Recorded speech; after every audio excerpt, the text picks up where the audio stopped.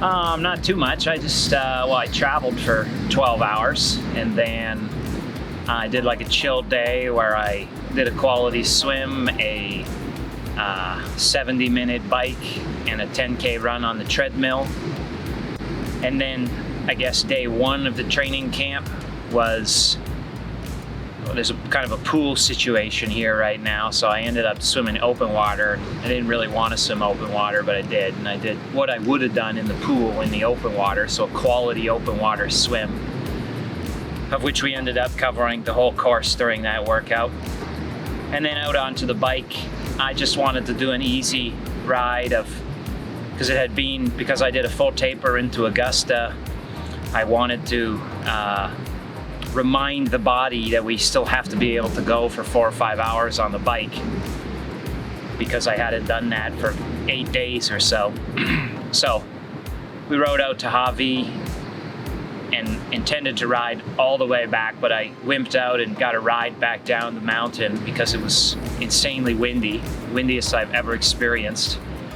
And I had a 90mm front rim, and anyways, it was actually probably a really good experience because I intended to do the race with a 90mm front rim. And since that experience, I will, from now on, only bring a 60mm rim here, because it was dangerous. I think it was dangerous for just about anyone, even though I probably am on the poor side of wind handling skills.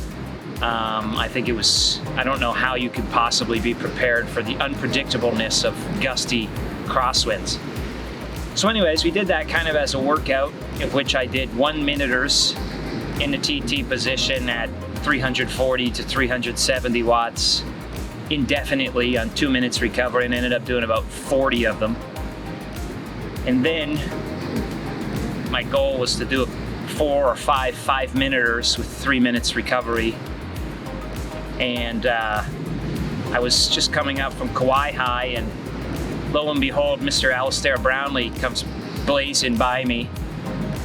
And I said, all right, well, I guess I got to flex some muscle myself.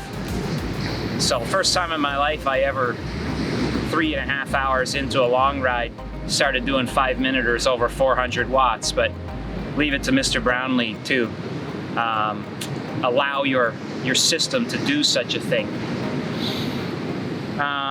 And so that got the normalized and the average power actually up quite high. I probably flexed a little too hard. And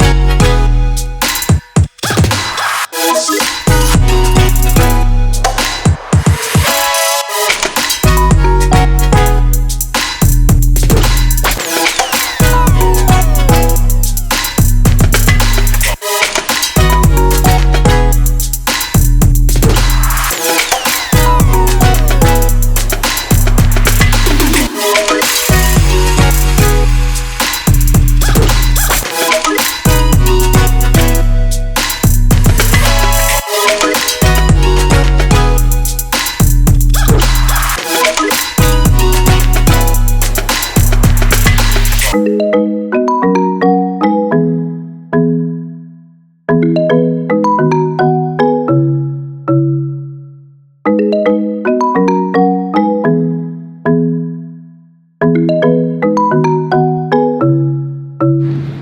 average 280 watts for that ride for 4 hours, 10 minutes, 300 normalized. As I said, I don't really recommend doing that. But anyways, it's done now. Didn't feel too bad afterwards. Ended up running 12K off the bike just down a Lee Drive. Had to really chill. Aaron was on the bike pacing me. We came out at like 348K pace, which is obviously ridiculous. And so we ended up just slowing it down to 355Ks, and it wasn't too bad though. With the crosswinds, I definitely didn't stick to any form of nutrition plan because I was too busy hanging on for dear life.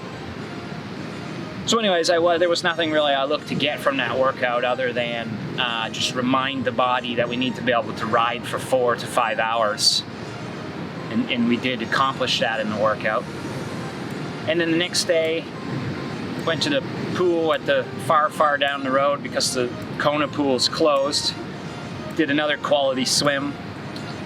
And then did my long run, started at 1 p.m.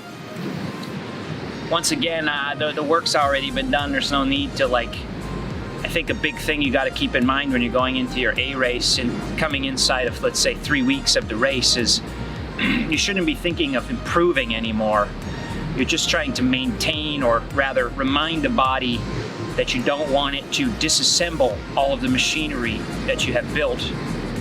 And so that's what the goal of the long run was. It had once again been about 9 days since I last did a long run. So I just wanted to remind the body. So I went out, ran to the energy lab and back. Aaron paced me inside the workout. Did 8 times 2 kilometers at about 340 to 345 per kilometer. And then in that particular run, I definitely wanted to, I had a new belt that I'm working with that I wanted to try and make sure it didn't bounce around too much and that I could switch them in and out because we'll have the pro fluid stations in this particular race. So we did that. That ended up taking 28 kilometers and it felt pretty good. I didn't feel like the tendency, especially when you get decently fit, is you want to kind of do the race. And so I really had to curb that desire. So had a smoothie and then chilled for an hour and then went to the gym and ran another 10K. Felt great. It felt like I wanted to run the marathon just to finish it off, but resisted the temptation. So that was yesterday, and then today, just a chill day because we still have 2 more quality sessions to execute. And then today was final quality swim. Tomorrow I'll swim easy, and then 2 hours easy on the bike on Zwift. That was one of the biggest, and actually one of the gifts of getting this injury, was to shed all the fatigue and see what I actually feel like when I'm not fatigued and what I can get out of myself. And a race you should be excited going into a race because you should be absorb the training and then transcend the training that you did. And that's the exciting part, is, well, how much more can I get out of myself than what I had done in practice, versus the opposite. The last couple of years, it was like, if only I could just do what I did in practice, it'd be so great. And I mean, that's not the right, that's, if that's where you're at in your mind and your body, then you probably are overtrained. And so anyways, I feel like this is definitely the freshest I've ever been. And because I tapered actually full taper into Augusta, I made a deal that if I'm doing Augusta, then I'm gonna go there in good shape, fully tapered. So I did a full 6-day taper. So actually I have to do a little bit of training this week because that would be like 3-week taper, you know what I mean, into this race, was just far too much. So I have to, because I'm just so fresh coming into this week, I got to put a little bit of fatigue into the system, otherwise I'll feel super flat in the race. So I am doing a bit of training this week, but you have to look at it in context that I did a full 6-day taper going into Augusta. So anyways. Do you think you're going to get out of the race what you expect to get out of it? I truly don't expect anything out of it. I mean, I just don't know how I can really ask much more of myself. I got here on about the shortest, I think, I think if it was even 4 weeks, so 2 less weeks to prepare, I wouldn't be here, you know what I mean? So I had 6 weeks to do the preparation. I got a pretty good performance, which is, once again, that performance in Trombon for the first 7 hours was a true testament to what freshness can do for you, because it was one of my best bike splits of my entire, it's my second best bike split of my entire career, off of training that wasn't even remotely in the ballpark of the training I did for the best bike split of my career, which was at Ironman Arizona in 2016. And so that's a real testament to the freshness. But for this race, I'm just in such uncharted territory with regards to the training and the fitness and the values that I don't know. I have no idea what to expect. So I mean, I'm just excited to come here, and I did the best that I truly did the best that I could. I executed the training, I executed the blocks, I think I got the psychological component a lot better. My head's in the right place, and I'm excited because of the unknown. I think in previous years, 2018 for instance, I think I was too confident. I was too certain, almost arrogant. And that's not the right, I don't think that's the right attitude, the right mental space when you're coming in and up against great athletes in such a demanding race, and just an insane environment to do a demanding race in. I think you should come in with the absolute, respect, and, be as humble as you can, because if you don't come in humble, then you will be humbled, as I was greatly humbled last year.